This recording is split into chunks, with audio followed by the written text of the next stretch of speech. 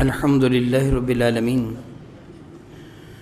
الصلاة والسلام علی سید الانبیاء والمرسلین وعلی آلہ واصحابہ اجمعین اما بعد اعوذ باللہ من الشیطان الرجیم بسم اللہ الرحمن الرحیم ان اللہ وملائکتہ یصلون علی النبی یا ایہا الذین آمنوا صلوا علیہ وسلموا تسلیما اللہم صلی علی سیدنا و مولانا و نبینا محمد النبی الامی الکریم وعلی آلہ و اصحابہ اجمعین صلاة والسلام علیکہ یا سیدی یا رسول اللہ وعلی آلہ و اصحابہ یا سیدی یا حبیب اللہ الصلاة والسلام علیکہ یا سیدی یا رحمتا للعالمین وعلی آلک و اصحابک یا سیدی یا سیدی یا سیدی یا رحمتا للعالمین۔ بہت زیادہ عزت احترام کے لائق حاضرین ذی وقار، الحمدللہ تعالیٰ ثم الحمدللہ تعالیٰ، یہ رب کائنات کا احسان اور کرم ہے کہ اس خالق نے، اس مالک نے ہم ناچیز و حقیر بندوں کو ایمان کی، اسلام کی دولت عطا فرمائی۔ یہ اس کی عطاؤں کے صدقہ سے ہے۔ ہماری اپنی کوششیں، کاوشیں، علم، فہم، شعور، عقل، یہ سب کچھ پیچھے ہے، اس کی کوئی بھی حقیقت نہیں ہے۔ اگر اللہ تعالیٰ کی رحمت شامل حال نہ ہوتی تو ہم کبھی صاحب ایمان نہ ہوتے۔ الحمدللہ تعالیٰ ثم الحمدللہ تعالیٰ، ہر وہ شخص جس کو اللہ تعالیٰ نے عقل سلیم کی دولت عطا فرمائی، وہ اس بات سے بخوبی واقف ہے کہ دنیاوی طور پر جس کو لوگ عقل مند و دانا کہتے ہیں، مختلف چیزوں کی ایجاد کرنے والے، وہ موجد ہیں۔ کتنی وہ اشیاء ہیں جو کافروں نے ایجاد کی ہیں، مگر رب کائنات نے ان کو دین کی دولت عطا نہیں فرمائی۔ پتہ چلا کہ ان کے پاس عقل نہیں، جہالت ہے۔ ان کے پاس عقل نہیں، جہالت ہے۔ کتنی بڑی جہالت ہے کہ اپنے ہاتھ کے گڑے ہوئے بت کو وہ اپنا معبود سمجھے بیٹھا ہے۔ کتنی بڑی جہالت ہے کہ سورج، چاند اور ستارے، آگ اور درخت کہ جو محتاج ہیں، مخلوق ہیں، وہ ان کو معبود سمجھے بیٹھا ہے۔ کتنی بڑی جہالت ہے کہ ہندو گائے کی پرستش کرتے ہیں، حالانکہ اسے پتہ ہے کہ گائے کی بچڑی پیدا ہوئی تھی اور پھر یہ آہستہ آہستہ بڑھ کر گائے بنی ہے، پھر ایک نہ ایک دن اس سے مر جانا ہے، اس کو معبود سمجھے بیٹھا ہے۔ یہ جہالت نہیں تو اور کیا ہے؟ یقیناً یہ اللہ تعالیٰ کی رحمت ہے کہ کسی کو رب کائنات ایمان کی دولت عطا فرما دیں، وہ اللہ تعالیٰ کو اپنا معبود حقیقی سمجھے اور میرے نبی حضرت محمد مصطفیٰ کریم صلی اللہ علیہ وسلم کو اپنا نبی جانے۔ یہ اللہ تعالیٰ کا بہت بڑا احسان ہے۔ رب کائنات انسانیت کی ہدایت کے لیے حضرت سیدنا آدم علیہ نبینا علیہ السلام سے لے کے میرے کریم آقا تاجدار ارب و عجم شفیع معظم رحمت عالم تک صلی اللہ تعالیٰ علی حبیبہ دائما ابدا، جس قدر بھی انبیاء علیہ السلام کی بعثت تشریف فرمائی، ان انبیاء نے جو اپنی امتیوں کو اللہ رب العزت جل وعلا کی توحید کی دعوت دی، اعمال صالح کی دعوت دی، اس کے دو انداز سے، ایک یہ کہ نبی نے خود حکم دے دیا، دوسرا یہ کہ کسی امتی نے سوال کیا، اس سوال کے جواب میں نبی نے وضاحت فرما دی۔ جس طرح میرے کریم آقا تاجدار ارب و عجم شفیع معظم رحمت کون و مکان کی خدمت فیض درجت میں صحابہ حاضر ہو کر سوال کیا کرتے تھے۔ بعض سوالوں کا ذکر قرآن حکیم میں بھی ہے۔ میرے کریم آقا کی خدمت فیض درجت میں وہ صحابہ حاضر ہو کے جو سوال کیا کرتے تھے، میرے کریم آقا اس کا جواب اتنا جامع ترین انداز میں ارشاد فرماتے تھے کہ خود ارشاد فرماتے اوتی تو جوامع القلم، کہ رب کائنات نے مجھ کو جوامع القلم بنایا ہے کہ میں گفتگو مختصر کرتا ہوں، مگر میرے ان کلمات مقدس میں علم و حکمت کے دریا ٹھاٹھے مار رہے ہوتے ہیں۔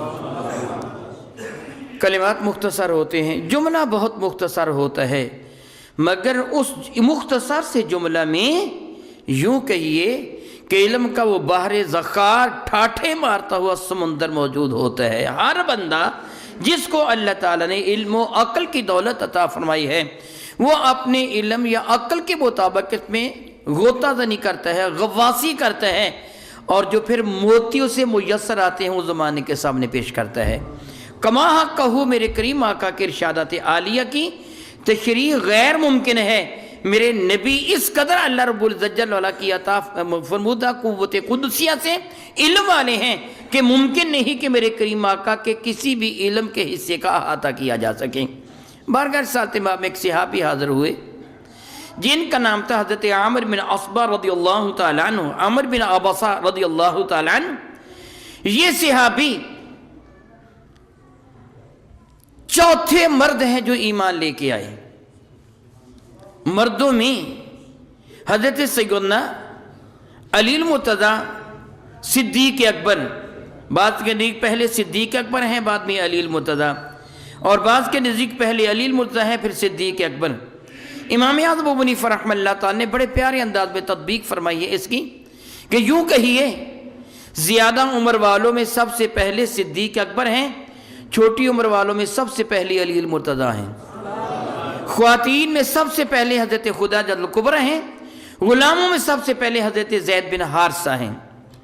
حضرت سیدنا علی المرتضیٰ، سیدنا صدیق اکبر اور سیدنا زید بن حارثہ، ان تین مردوں کے بعد چوتھے مرد جو ایمان لے کے آئے وہ یہ سیدنا عامر رضی اللہ تعالیٰ عنہ ہیں۔ عامر عین میم را اور واو، عمر بن عبسہ رضی اللہ تعالیٰ عنہ، بنو سلمہ کے ساتھ ان کا تعلق تھا۔ میرے کریم آقا نے ان کو فرمایا تھا کہ تم اپنے خاندان میں رہو۔ اس زمانہ میں لوگوں کے سامنے اس بات کا اظہار کرنا کہ میں صاحب ایمان ہوں خود کو موت کے منہ میں دھکیلنے کے مترادف تھا۔ لوگ بڑے ظلم کرتے تھے مسلمانوں پر۔ ابتدا میں اسلام یہ لے کے آئے۔ خواتین میں جس طرح میں پہلے عرض کر چکا ہوں کہ خواتین کا ذکر نہیں ہے کہ حضرت سیدہ خدیجہ اور آپ کی شہزادیاں میرے نبی کی شہزادی جو ایمان لے کے آئیں، مردوں میں ان کا یہ چوتھا نمبر ہے۔ یہ فرماتے ہیں قال اتیت رسول اللہ صلی اللہ علیہ وسلم، فرماتے میں بارگاہ بے کس پناہ میں حاضر ہوا، حضور کی خدمت میں حاضر ہوا، اور میں نے بارگاہ ساتھ مآب میں عرض کیا یا رسول اللہ صلی اللہ علیہ وسلم صلی اللہ تعالیٰ علیہ حبیبی دائما ابدا من معک، میں نے عرض کیا اللہ کے نبی علیہ السلام جو دین لے کے آپ تشریف لائے ہیں، جو کتاب ہدایت دے کر آپ مبعوث فرمائے گئے ہیں، اس امر میں من معک علی ھذا الامر، اے اللہ کے نبی اس کام میں آپ کے ساتھ کون ہے، معاون کون ہے، کون آپ پر ایمان لے کے آیا ہے؟ تو قال تاجر اربوجم شفیع معظم رحمت عالم نے ارشاد فرمایا حر و عبد، آزاد اور غلام۔ بعض علماء اکرام نے اس کی شرح میں وضاحت کرتے ارشاد فرمایا چونکہ وہ اسلام کا ابتدائی دور تھا، اور جس طرح میں پہلے بتا چکا ہوں کہ حضرت سیدنا صدیق اکبر، حضرت سیدنا علی المرتضیٰ، حضرت سیدنا زید بن حارثہ کے بعد یہ ایمان لانے والے ہیں۔ اس اعتبار سے علماء فرماتے حضور نے فرمایا حر آزاد یعنی ابو بکر اور علی، وعبد اور غلام یعنی حضرت زید بن حارثہ رضی اللہ تعالی عنہم، یہ ایمان لے کے آئے ہیں۔ اور بعض نے اس کو مطلق رکھا ہے کہ میرے کریم آقا نے ارشاد فرمایا کہ مجھ پر آزاد بھی ایمان لائے ہیں اور غلام بھی ایمان لائے ہیں، یہ بھی آزاد تھے، یہ غلام نہیں تھے۔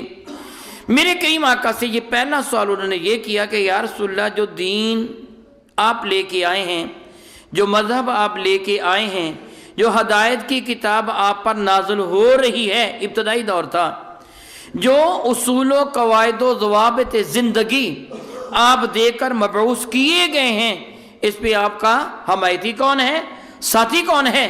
میرے کریم نے آپ فرمایا گویا کہ سارے کے سارے آزاد بھی اور غلام بھی سارے کے سارے مجھ پر ایمان لانے والے ہیں۔ اور آپ کا دوسرا سوال تھا قلتو، عمر بن عبسہ فرماتے ہیں کہ میں نے عرض کیا قلتو، میں نے عرض کیا یا رسول اللہ علیہ السلام مل اسلام، بتائیے اسلام کیا ہے، جو دے کر آپ مبعوث کیے گئے ہیں وہ اسلام کیا ہے؟ مختلف اوقات میں میرے نبی صلی اللہ علیہ وسلم نے اسلام کی مختلف توجیحات بیان فرمائی ہیں۔ اسلام اسے کہتے ہیں، اسلام اسے کہتے ہیں، جس طرح صحیح مسلم میں حضرت جبریل امی کے حوالہ سے ایک حدیث جبریل ہے، اس میں میرے نبی نے ایمان کی، اسلام کی، احسان کی شرح بیان فرمائی ہے۔ میرے کریم آقا کا یہ بھی ارشاد گرامی قدر آپ نے ایک سے زیادہ مرتبہ سنا ہوگا، المسلم من سلم المسلمون من لسانہ و یدہ، مسلمان وہ ہوا کرتا ہے جس کی زبان اور جس کے ہاتھوں سے دوسرے مسلمان محفوظ رہیں۔ مادہ اس کا سین لام اور میم ہے سلام، کہ جس میں سلامتی کی طرف اشارہ ہے کہ جو خود بھی سلامتی میں ہو اور دوسرے کو بھی سلامتی میں رکھے، خود بھی سلامتی میں ہو اور دوسرا بھی اس سے سلامتی میں رہے۔ المسلم من سلم المسلمون، مسلمان حقیقت میں وہ کہلوانے کا حقدار ہے کہ من سلم المسلمون، کہ مسلمان سلامت رہے دوسرا اس کے ہاتھ سے، من لسانہ و یدہ، اس کے ہاتھ اور زبان سے دوسرا مسلمان محفوظ رہے۔ حقیقت میں مسلمان کہلوانے کا حقدار وہ ہے۔ رب کائنات جل وعلا قرآن مجید فرقان میں حضرت سیدنا ابراہیم علیہ نبینا علیہ السلام کا تذکرہ کرتے ارشاد فرماتے ہیں، اذ قال لہ ربہ اسلم، جب ابراہیم کو اس کے رب نے حکم دیا کہ اسلم، تسلیم کر لے، مان لے، سر جھکا لے، قال، انہوں نے کیا اسلم تو مولا میں نے سر جھکا لیا، بغیر کسی حیل و حجت کے، بغیر کسی انکار کے۔ آگ میں چھلانگ لگانے کی باری آئی، بغیر کسی حیل و حجت کے آپ آگ میں تشریف لے گئے۔ مال و دولت کو قربان کرنا تھا تو آنے واحد میں پورا جنگل بکریوں کا بھرا ہوا اللہ کی راہ میں قربان کر دیا۔ ملک کو چھوڑنا تھا تو معمولی اشارے پر اپنے گھر بار کو خیر باد کہہ دیا اور بابل کے علاقہ سے ملک شام میں تشریف لے آئے۔ محض اشارہ کیا خواب میں رب کائنات نے، محض اشارے کی بنا پہ اپنے لخت جگر کی گردن پہ چھری رکھ دی، گویا جس طرح خوب کسی شاعر نے کہا، مصور دیکھنا تصویر میری یوں بنائی ہو، ادھر حکم الہی ہو ادھر گردن چکائی ہو۔ بس بغیر کسی حیل و حجت کے یہ کام کرنا ہے تو نے، پوچھے نہیں کب، کیوں، کیسے، کس لیے، نہیں، بس جو حکم دے دیا گیا ہے وہ کر گزرنا ہے۔ اس میں کیوں کیسے نہیں ہے، صرف یہ ہے کہ حکم مجھے کیا ہے، دیکھنا یہ ہے صرف اور صرف۔ یہ مسلمان ہونا ہے، بغیر کسی ہچکچاہٹ کے اللہ اور اس کے رسول کے احکامات کے سامنے سر تسلیم کو خم کر دینا اور اس پہ کچھ بھی نہ جاننا کہ یہ کیا ہے۔ دیکھیے حضرت سیدنا صدیق اکبر رضی اللہ تعالیٰ عنہ کی خدمت فیض درجت میں ابو جہل حاضر ہوا تھا۔ وہ معراج کی بات میں کر رہا ہوں اور اس نے جا کے صدیق اکبر سے کہا تھا کہ تو بتا، اگر کوئی شخص یہ دعویٰ کرے کہ قلیل وقت میں، اتنا قلیل وقت جس کو عقل تسلیم کرنے سے قاصر ہے، وضو کیا اور وہ ملکوت السماوات کی سیر کے لیے نکل گیا، بیت المقدس میں گیا، وہاں انبیاء کی امامت کروائی، پھر آسمانوں پر گیا، جنت و دوزخ کا اس سے نظارہ کیا، مختلف ملنے والی سزا اور جزاؤں کو دیکھا، ملکوت السماوات والارض کی سیر کی، جب واپس آیا تو وقت اتنا خرچ ہوا تھا جس پانی سے وضو کیا تھا پانی ابھی چل رہا تھا۔ ابو بکر بتا یہ ماننے کی بات ہے؟ پوچھا کس سے کہا ہے؟ کہا تیرے نبی نے کہا۔ بالکل اللہ کی قسم مانتا ہوں ایسے ہی ہوا۔ کیا ہے یہ؟ حیل و حجت نہیں ہے، انکار نہیں ہے، کیڑے نہیں نکالنے ہیں، جو کہہ دیا وہ حق ہے، جو کہہ دیا وہ حق ہے۔ ایک یہ ہے اسلام۔ اب میرے کریم آقا نے ان کو اسلام کیا فرمایا؟ مختلف اوقات میں اس کی مختلف صفات عالیہ کا تذکرہ کیا اسلام کی۔ یہ بھی مسلمان کی صفت ہے، یہ بھی مسلمان کی صفت ہے، یہ بھی مسلمان کی صفت ہے۔ اور میرے کریم آقا نے اپنے اس صحابی کے سوال کے جواب میں جب انہوں نے کیا مل اسلام، اے اللہ کے نبی ارشاد میں اسلام کیا ہے؟ قال طیب الکلامی، میرے نبی نے فرمایا کہ کلام کا طیب ہونا۔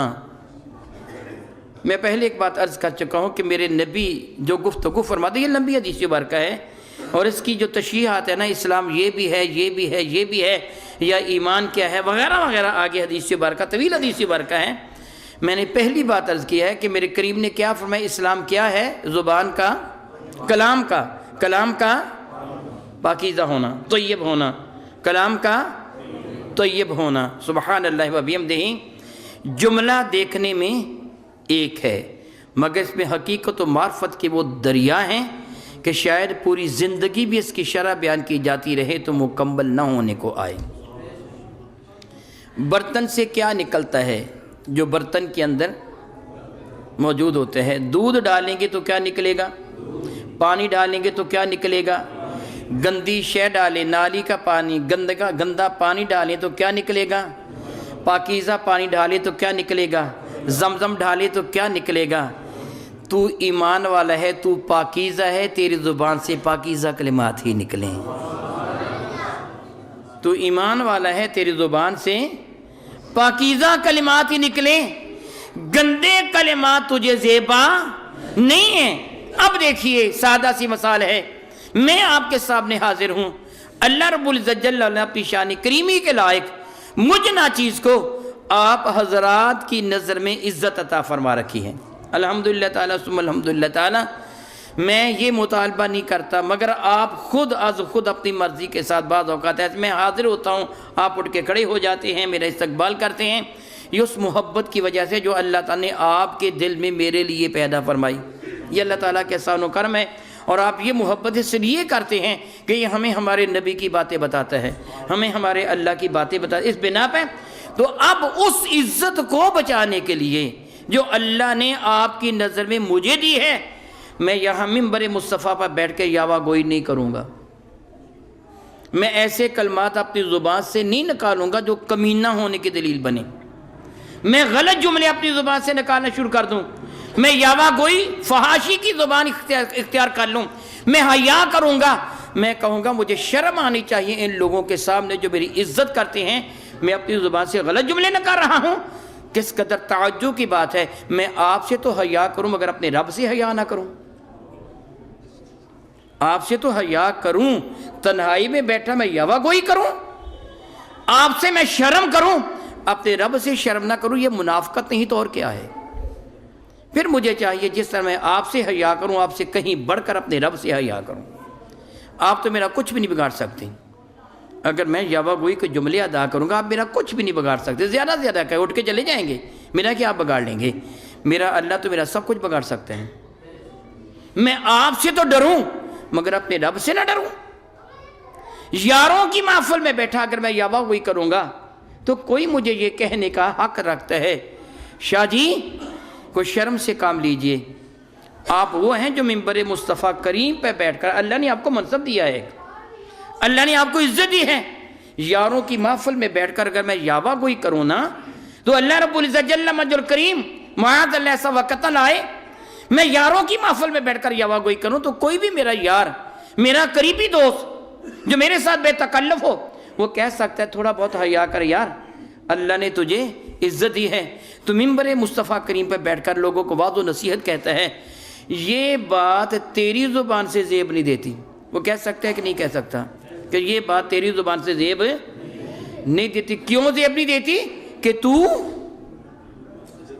عزت والا ہے، کہ تو عزت والا ہے۔ یہ بات گندے اور کمینے لوگ کیا کرتے جو تو نے کی ہے، رب یہی تجھے فرماتا، میرے نبی یہی تجھے فرماتے، تو میرا امتی ہے، تجھے یہ بات زیب نہیں دیتی تیری زبان سے غلط بات نکلے، تو عزت والا ہے۔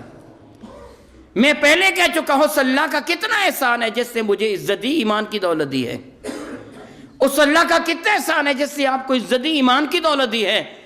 اور جو ایمان والا صاحب استقامت ہوا کرتا ہے، ان الذین قالوا ربنا اللہ ثم استقاموا، جس سے کہا میرا رب اللہ تعالی ہے، پھر اس پر وہ جم گیا، اللہ کے حکموں کے سامنے سر تسلیم کو خم کر دیا، نبی کے حکم کے سامنے سر کو جھکا دیا، اللہ فرماتا ہے تتنزل علیہم الملائکہ، ان کی زیارت کے لیے آسمان سے فرشتے نازل ہوتے ہیں۔ تو عزت والا ہے، تو عظمت والا ہے، تو اللہ کا بندہ بن، تجھے رب کائنات عزت و عظمت کے مقام پر پہنچا دے گا، فرشتے تیری زیارت کو اتریں گے۔ اس لیے تیری زبان سے غلط جملہ نہیں نکلنا چاہیے۔ میں جانتا ہوں، آپ بھی جانتے ہیں، وہ کلمات جو میری زبان سے نکل رہے ہیں آپ کی قوت سماعت تک پہنچیں یا نہ پہنچیں، مگر میرے کندھوں پہ بیٹھے فرشتے لکھ رہے ہیں، ایک ایک جملہ ضبط تحریر میں لایا جا رہا ہے۔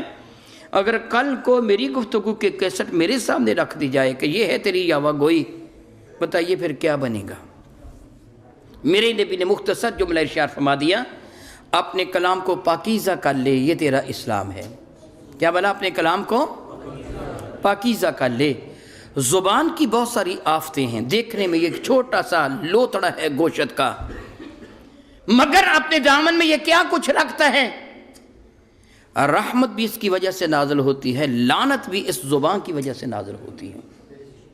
میں گفتگو کر رہا ہوں، میری زبان ہی بروئے کار ہے، یہی عمل کر رہی ہے میرے حلق سے نکلنے والی آواز کو، میری زبان ہی آگے پیچھے اوپر نیچے ہو کر یہ الفاظ کے موتیوں میں پرو کر بکھیر رہی ہے میرے معافی ضمیر کو۔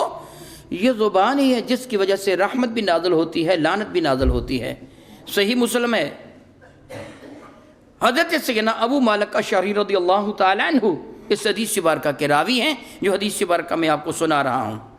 فرماتے ہیں میرے نبی نے ارشاد گرامی قدر فرمایا صلی اللہ تعالیٰ علیہ وعلی آلہ وصحبہ وبارک وسلم، ارشاد فرمایا سبحان اللہ تملأ المیزان۔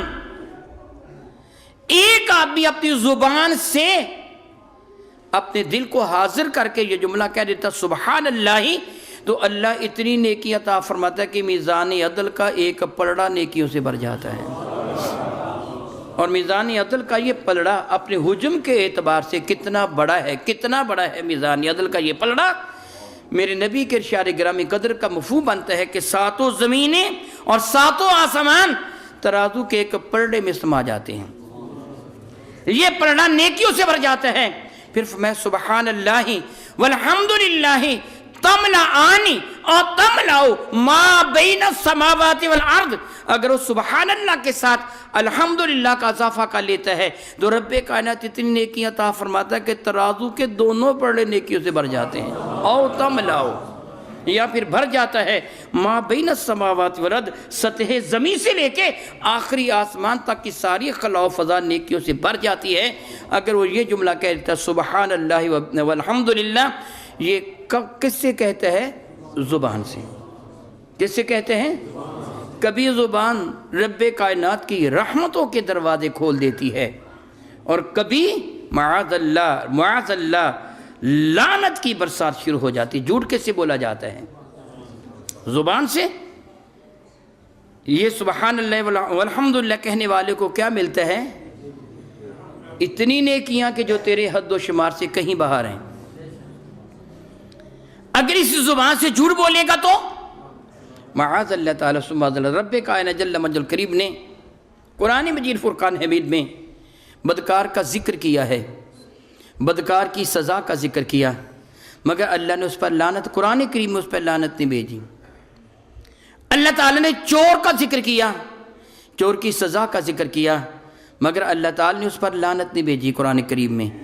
اللہ تعالیٰ نے سود خوار کا ذکر کیا، اس کے خلاف اعلان جنگ کیا کہ اللہ اور اس کے رسول کا وہ دشمن ہے۔ میرے نبی نے سود کو جرموں میں ایک بدترین جرم قرار دیا۔ سود کا ایک درہم 36 مرتبہ بدکاری کرنے سے زیادہ برا۔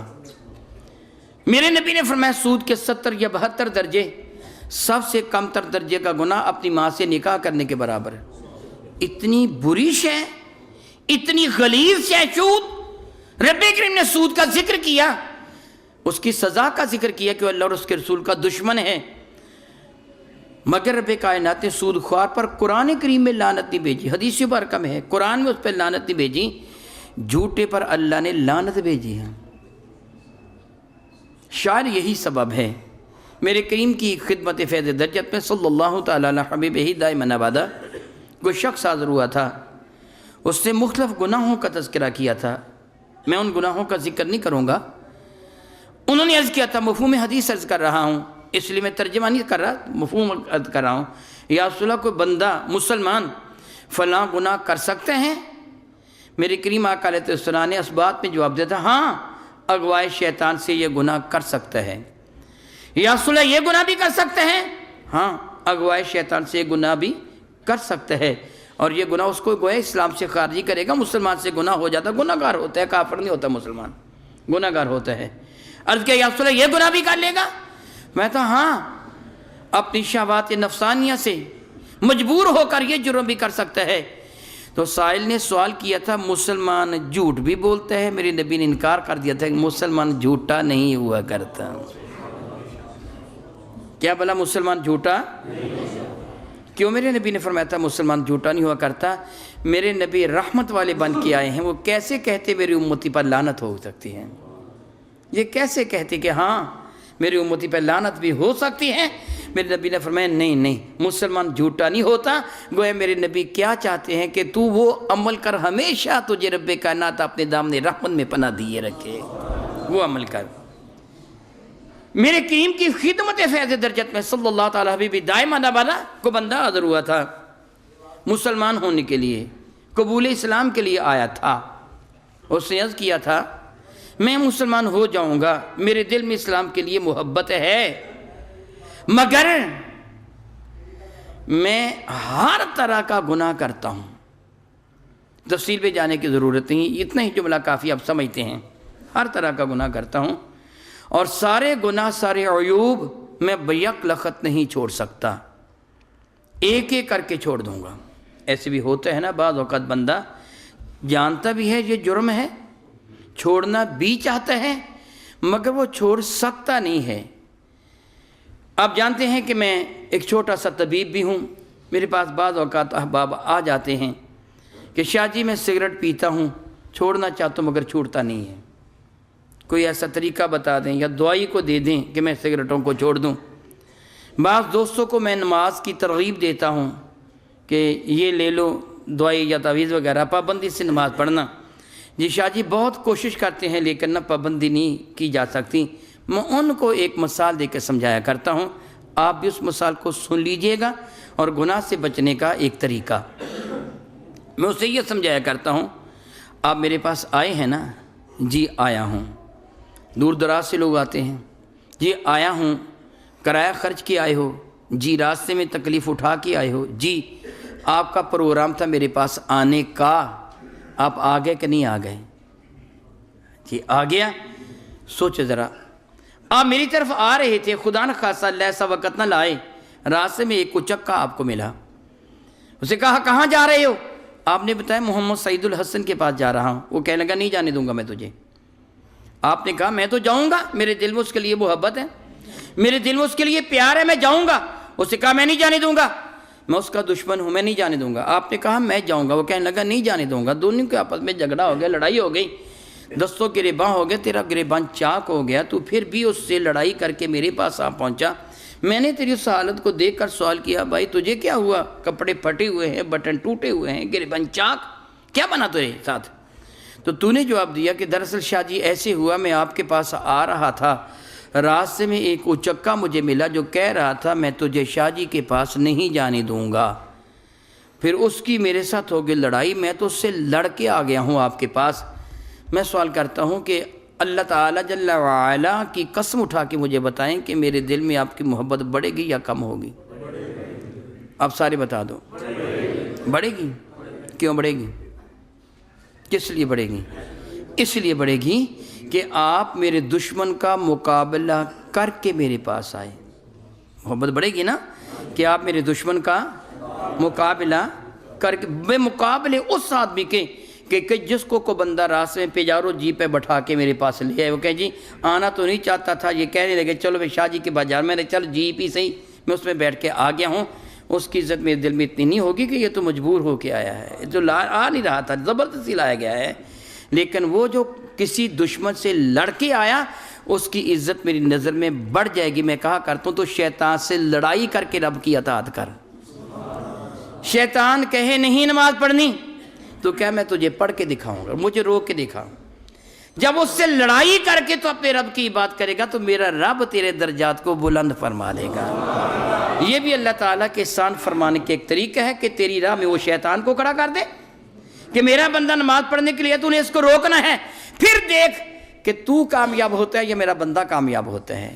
کامیاب ہو کے اس کو بتا دے او شیطان میں تجھے بچھاڑوں گا، ذلیل کروں گا، اپنے رب کی عبادت نہیں چھوڑوں گا۔ صبح تجھے آنکھ کھل جائے، اپنی رضائی کو اپنے کمبل کو اتار کے ایک طرف پھینک دے کہ میں اٹھ رہا ہوں، شیطان مجھے روک کے دکھا۔ میں وضو کروں گا، میں مصلی پہ کھڑا ہوں گا۔ اسی طرح کوئی بھی عیب چھوڑنا چاہتے ہیں، سگریٹ چھوڑنا چاہتے ہیں، غصہ میں آ جائے کیا ہو جائے گا؟ مر جاؤں گا تو مر جاؤں، اپنے رب کی نافرمانی نہیں کروں گا۔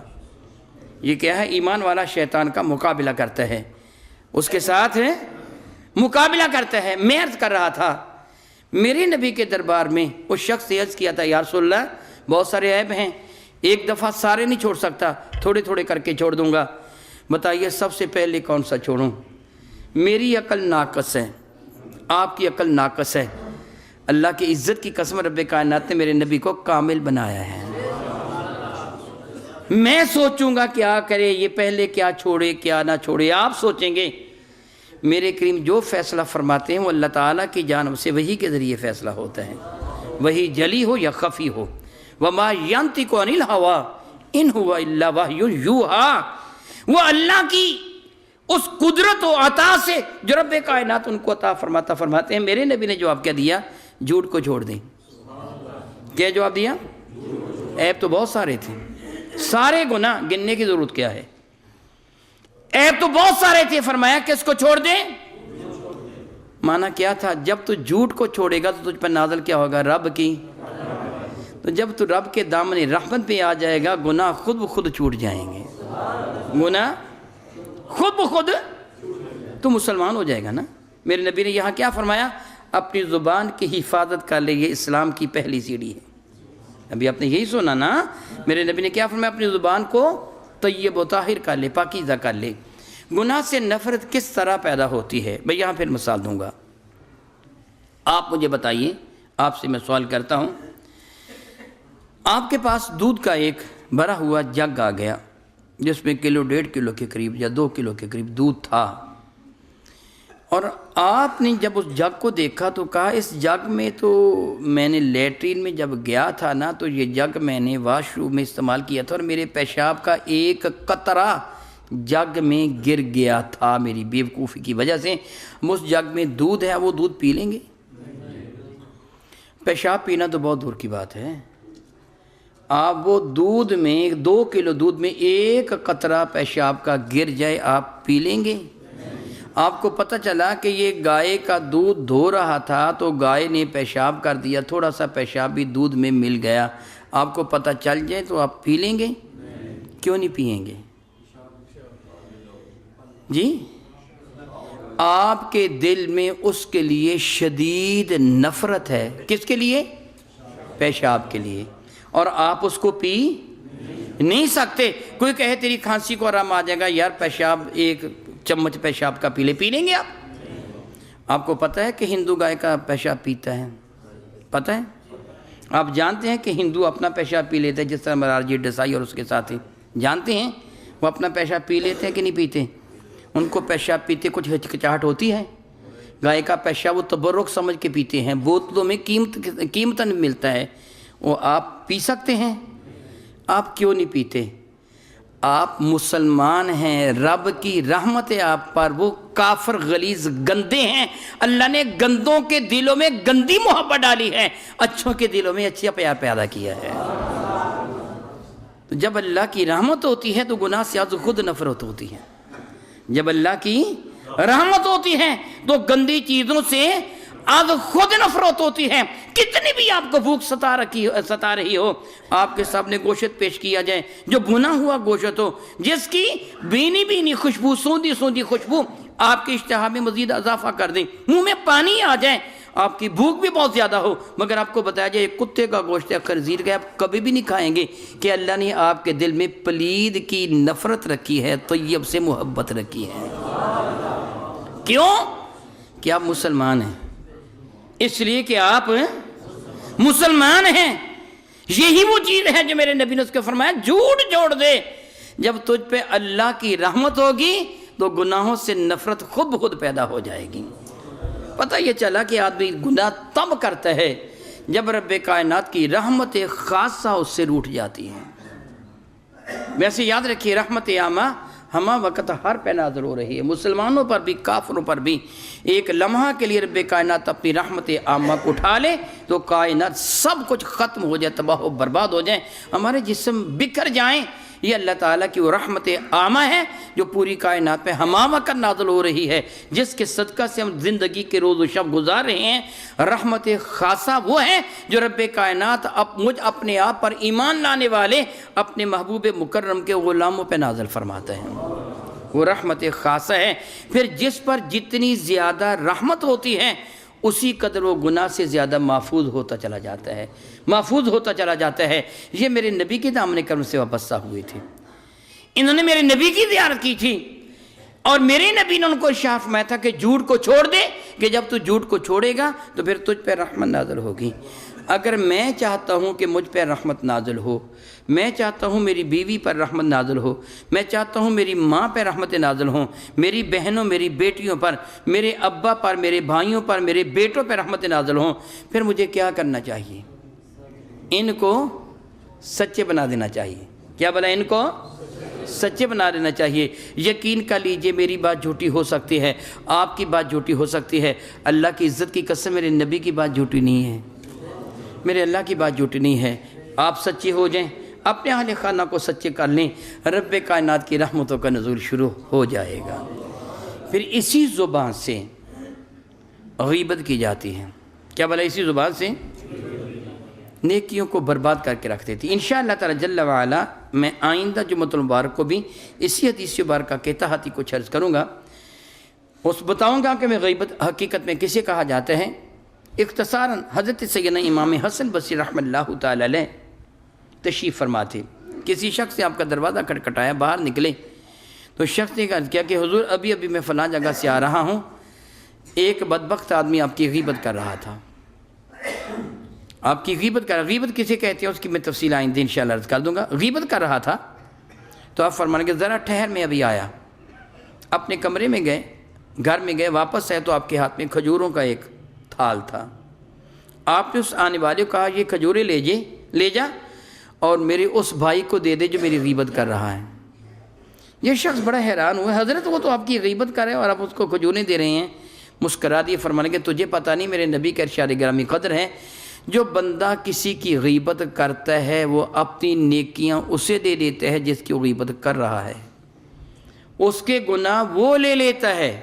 میری بات سمجھ آئی آپ کو یا نہیں آئی؟ کیا ہوتا ہے بھلا؟ اپنی نیکیاں جی اسے دے دیتا ہے جس کی غیبت کر رہا ہے، اس کے گناہ وہ لے لیتا ہے جس کی غیبت کر رہا ہے۔ مسکرا کے فرمائیں گے دیکھ اس نے مجھے اپنی نیکیوں کا تحفہ دے دیا، میرے گناہ وہ لے گیا، میں کھجوریں اس لیے اسے بھیج رہا ہوں، بھائی میں بھی تجھے کو تحفہ دیتا ہوں۔ غیبت کرنے والا حقیقت میں اپنے پاؤں پر کلہاڑی چلاتا ہے، اپنے آپ کو برباد کرتا ہے، اور یہ نقصان کس کا ہے؟ زبان کا۔ یہ نقصان کس کا ہے؟ سبحان اللہ، میرے نبی نے کیا فرمایا؟ اپنی زبان کی حفاظت کر، تیری زبان سے پاکیزہ کلمات نکلیں۔ یہ اسلام کی پہلی سیڑھی ہے، اسلام کا پہلا سٹیپ ہے۔ کاش ہم اس چیز کو سمجھ جائیں، اپنی زبان کو حفاظت میں رکھیں تو کتنی بلاؤں سے، آفات سے، مصائب سے، رب کی ناراضگی سے بچ سکتے ہیں۔ اس زبان کو اگر ہم صحیح استعمال کرتے ہیں تو جس طرح ابھی میں پہلے بتا چکا ہوں کہ صرف سبحان اللہ والحمدللہ کہنے سے اتنی نیکیاں مل جاتی ہیں کہ زمین کی سطح سے لے کے آخری آسمان تک ساری فضا و خلا نیکیوں سے بھر جاتی ہے۔ میں دعا کرتا ہوں کہ رب کائنات ہمیں وہ کہنے کی توفیق دے جس سے اللہ بھی راضی ہے اور اللہ کا نبی بھی، اور اللہ تعالی ہمیں ایسی گفتگو سے محفوظ رکھے جس سے اللہ ناراض ہو یا اللہ کا نبی۔ آمین ثم آمین، وما علیہ الا البلاغ المبین۔